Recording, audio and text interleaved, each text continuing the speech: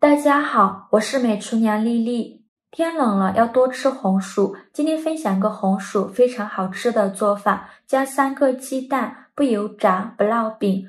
做法比包子简单，比馅饼好吃。一起来看看我是怎么做的吧。首先准备1根红薯和3个鸡蛋。我们先把鸡蛋放一旁备用，接着来处理红薯，用刀把红薯的2头去掉，再用削皮刀把红薯皮削掉。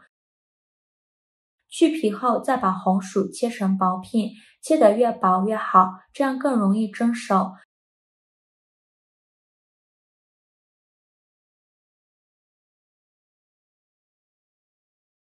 切好之后，冷水上锅蒸，盖上盖子，大火蒸15分钟。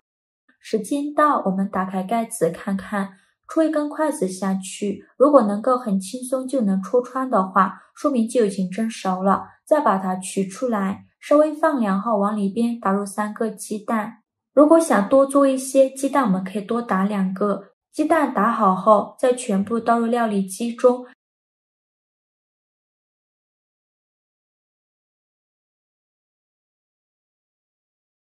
加入100毫升纯牛奶，盖上盖子，选择果蔬功能键，给它打成红薯泥，尽量多打几遍，打得越细腻越好。打好后再倒入大碗中，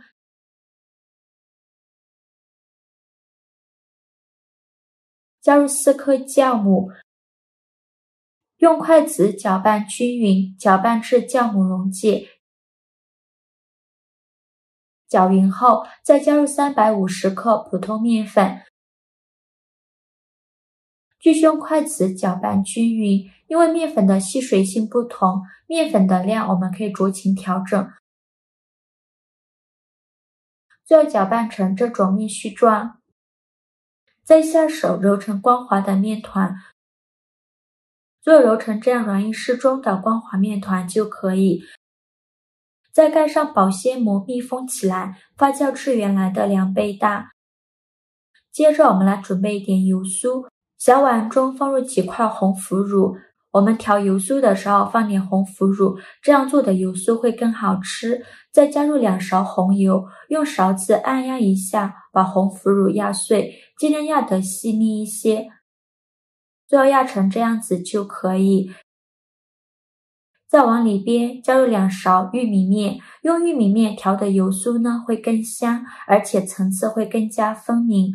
先给它放一旁备用，接着准备几根洗净后的小葱，先给它对半切开，再切成葱花。如果喜欢葱香味浓郁一点的小葱，我们就多准备一些。切好之后，把它放入玉米面的碗中。现在来调一下味，加小勺食盐。盐我们不需要放太多，因为红腐乳已经含有很多盐分了。再加1勺花椒粉，花椒粉我们可以多放一些，这样调的油酥会更香。再淋入热油，激发出香味，大约淋上2到3勺的热油，接着用勺子搅拌均匀，让所有食材都受热均匀。最后搅拌成这样粘稠的油酥就可以了，给它放一旁备用。现在我们的面也发酵的差不多了，我们打开盖子看看，看一下体积已经变大了许多，戳个手指下去不回缩，里面呈蜂窝状。面板上撒一些干面粉，把面团取出来放到面板上，给它好好揉一揉，排排气，尽量多揉一会儿，把里面的气孔排干净了。然后再把面团揉圆揉光滑，再用手轻轻按扁，再取出擀面杖，给它擀薄擀大，给它擀成一个薄一点的长方形大面饼，尽量擀得薄一些，厚度约 0.5 厘米左右。最后擀成这样的长方形面饼就可以。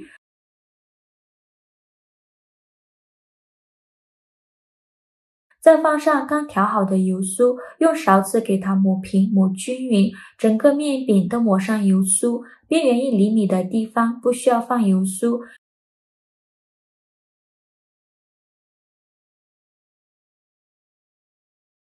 油酥不需要放太多，薄薄的放上一层就可以，像这样子就可以了。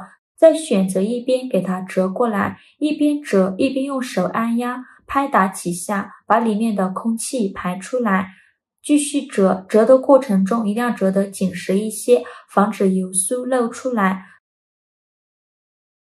折好后，把收口处捏紧实了，防止漏线，再给它稍微整理一下，像这样子就可以。因为这个呢太长了，不好蒸，我们用刀给它对半切开，给它分成2半，像这样子就可以。接着准备一个蒸屉，在底部铺上一张硅胶垫，再把刚做好的红薯卷放到蒸屉上，中间要留一些空隙，防止粘连在一起。再盖上盖子，2次发酵20分钟。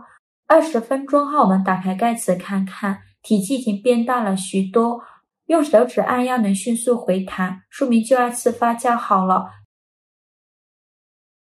在冷水上锅蒸，盖上盖子，大火蒸20分钟。时间到，关火焖5分钟，再打开盖子。哇，好香啊！浓浓的葱花香味扑鼻而来，颜色金黄金黄的，看着就很有食欲。用手按压能迅速回弹，说明就已经蒸熟了。再把它取出来，放到案板上。用刀给它切成小块，这样方便食用。切的时候都能闻到浓浓的葱花香味。看一下切开的卷饼，层次丰富又分明，每一层都有油酥馅，看着就好香啊！切好之后装入盘中，就可以美美的享用了。非常好吃的红薯卷饼就这样做好了。形状跟花卷一样，做法比花卷简单，吃起来表皮松软劲道，里面咸香又味美，用红腐乳调的油酥，那叫一个好吃，这味道我都无法形容出来了。这样做的卷饼，老人和孩子都可以多吃一些，好吃又容易消化。我们一次吃不完的，把它装进密封袋里，密封起来，放冰箱冷冻保存，放上3个月都不会坏。想吃的时候取出来，无需解冻，直接放锅里蒸熟就可以吃了，非常的简单方便。喜欢的朋友就赶快收藏起来试试吧。好啦，今天视频就分享到这里了。如果您觉得我分享的视频对你有帮助的话，请您给我点个赞吧，或者是订阅我的频道。我每天都会分享不一样的美食视频，我是丽丽，非常感谢您的支持，咱们下个视频见，拜拜。